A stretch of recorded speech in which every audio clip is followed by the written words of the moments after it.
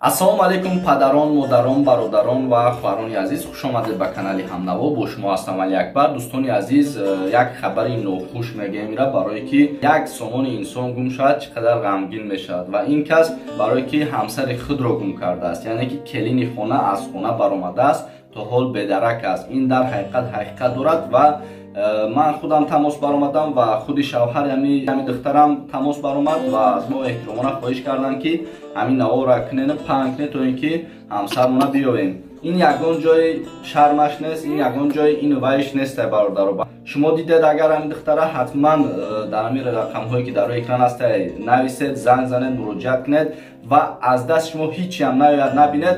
Дастгирии шумо танҳо ҳамин видеора паҳн кардан ва дар пешатон кадоми бошад гап занед дар видео лайк монад то ин ки паҳн шавад ҳамин келина ёфт кунад.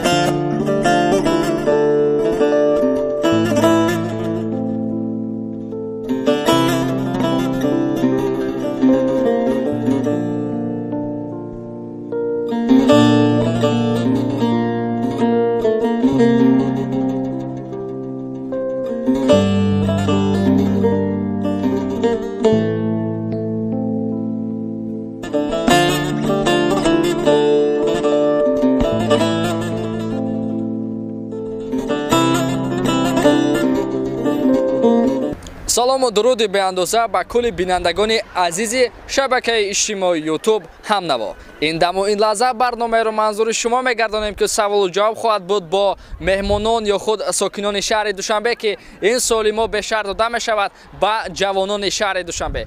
Ассалому алайкум. аз шабакаи ҷаҳонии YouTube ҳастем Ҳамнаво. Хуб, саломат бошед, рӯзи шуморо бахайр мегӯем. Хуб, имрӯз як масъалае ки бисёрам мавзӯи аст, доғи рӯз аст, то ҷои гӯем ин интихоби ҳамсар аст. шумо мабодо дар оянда рафту ҳамсар гирифтед, бо интихоби худ мегиред ё бо интихоби падару модар? аллакай, ман соҳиби ҳамсар, соҳиби се фарзанд. беҳтарин, саломат бошед, муборак бошад. маълиш хуб. рӯзи шуморо бахайр мегӯем. Хуб, як суоле ба шумо доштем ки имрӯз дар мавриди интихоби ҳамсар ё худ шавҳар гӯем бисёриҳо ба хатогӣ роҳ медиҳанд, яъне ки ба иштибоҳ ё худ ба маҷбурият. Хуб, агар шумо дар оянда рафту шавҳар кардед, бо интихоби худ шавҳар мекунед ё ин ки падару модар? сараввал шумо. албатта бо интихоби худам. Хуб, шумо чӣ? бо интихоби худам. Хуб, чаро маҳз бо интихоби худ? охир дар зиндагӣ мо зиндагӣ мекунем. агар онро падару модар интихоб кунад, пага мешавад ки ягон нофаҳмоиё аст. аз ҳамин сабаб бисёртар ба ҷудо мешавам. ҳамон вайро бори падару модар мекунам ки инро шумо ёфтед, зиндагиамон аз рӯи шумо мешавад. хуб, шумо чӣ? манам ҳаминро гуфтаниям. хуб, вобаста ба вайрон шудани оилаҳо ё ҷудо шудани оилаҳо чӣ андеша доред? ба фикри ман аввалин дараҷа дар байни онҳо нофаҳмоиҳо ба вуҷуд меояд, якдигарфаҳмӣ дар байни онҳо вуҷуд надорад ва сабру тоқат аз зиндагӣ. шумо чӣ? нофаҳмӣ, якдигарфаҳмӣ барои мисол намешавад. ба ақидаи шумо агар рафту интихоби шумо ба падару модар яъне ки мувофиқ набошад ё худ розӣ набошанд, шумо дар ин ҳолат чӣ кор мекунед? албатта интихоби падару модарро дар ин ҳолат интихоб мекунам. шумо чӣ? манам ҳамчунин. саломат бошед, ташаккур зиёд барои иштирок, муваффақият. хуб, алайкум, мо аз шабакаи ҷаҳонии YouTube Ҳамнаво ҳастем, рӯзи шуморо бахайр мегӯем. хуб, суоле ба шумо доштем ки имрӯз як масъалае аст ки воқеан масъалаи рӯз аст. интихоби ҳамсар, фардо агар соҳиби ҳамсар шудед, бо розигии падару модар мешавад ё бо розигии худ? бо розии падару модар. барои чӣ маҳз бо розигии падар ё модар? намедонам. хуб, онҳое ки мисол фарзанди худро маҷбур месозанд барои интихоби ҳамсар, чӣ гуфтанӣ ҳастед? ҳеччи. саломат бошед, ба шумо саломатӣ хонем.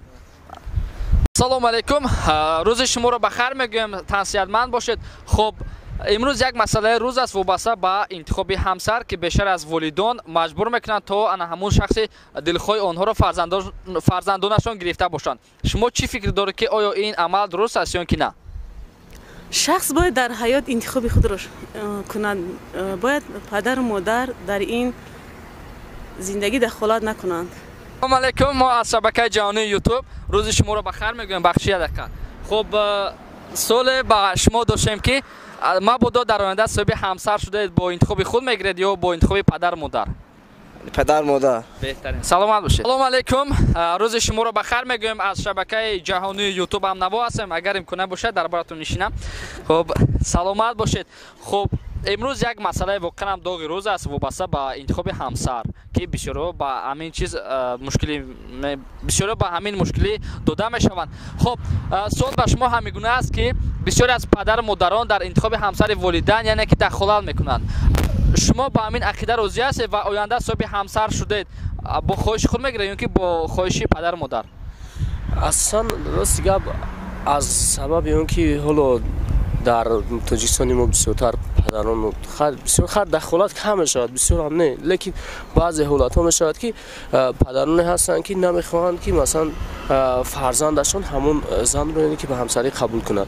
خیلی اصلا خواست خودم باشد راست گپ من خودم یعنی که همسر خودم رو خودم چی میکنم یعنی که انتخاب خودم میکنم.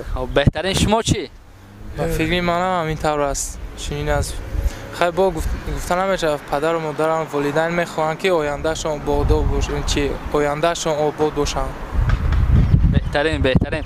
خب سلامت باشید. به شما تنصیحاتی خون هستیم. تشکر زیاد برای اشتراک. موفقیت. خب بیننده عزیز ما رو ترک نسازید. برنامه ما ادامه دارد. روز شما رو بخیر میگیم. سلامت باشید. خب سوال به شما داشتیم که امروز یک مسئله است وابسته به زنگیری. اگر شما در آینده صاحب اینکه همسر شدن خواهید با روزگی خود میگیرید یا که با روزگی پدر مادر؟ البته اکنون اینجا باید که با روزگی پدر مادر شود چون که یک کلانتر ما نوایوده. خب بهترین. امروز نفرانی هستند که اونا با روزگی خود میگیرند. از نگاه شما چگونه انتخاب است؟ درست است یا نادرست؟ نه خیلی جایی چی گفتن نمیشه چون خیلی اصلی بسیاری مقصد ترقیات هم پیش رفتگی هر آدم مقصد به خواست چم است یا نه که خیلی با روزگی کلانتر میشید با خودتر میشید. سلامت باشید. سوال آخرم به شما میگونه است که وابسته به ویران شدن اویله ها چی عقیده دارید؟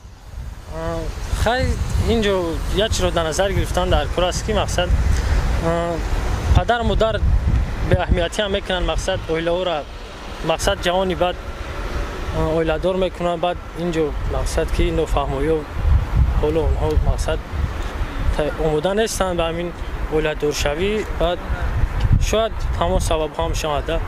سلامت باشید. تنصیحتمند تشکر زیاد. السلام علیکم. روز شما بخیر باشد.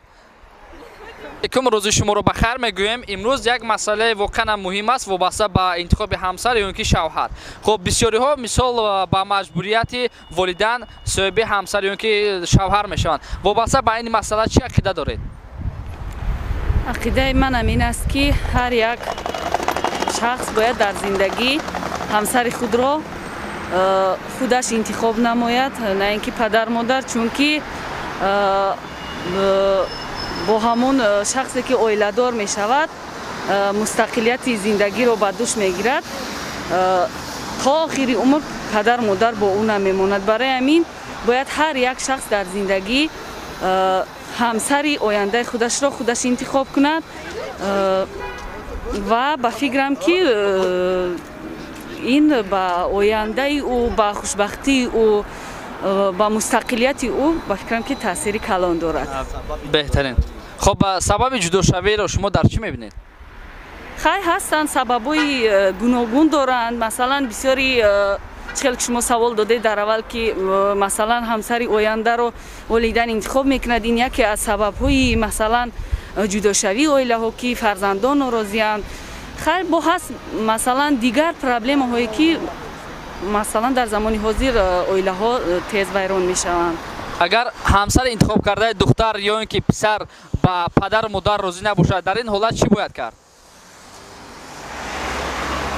باید هم دیگر فهمی باید که پدر مادر به فکر من باید پدر مادر فرزندان رو فهمند. البته که انتخاب فرزندش هم درست باشه. باید که بین پدر مادر و فرزند باید که یک سازآمدی یک همدیگر فهمی باشد که تا اینکه در آینده همین انتخابی همسرم با نفع همون شخص باشد که در زندگی عذاب نکشد و زندگی خودش را میتواند مستقلانه و پیش برد. تشکر زیاد. سلامتی خون هستیم. تشکر برای اشتراک.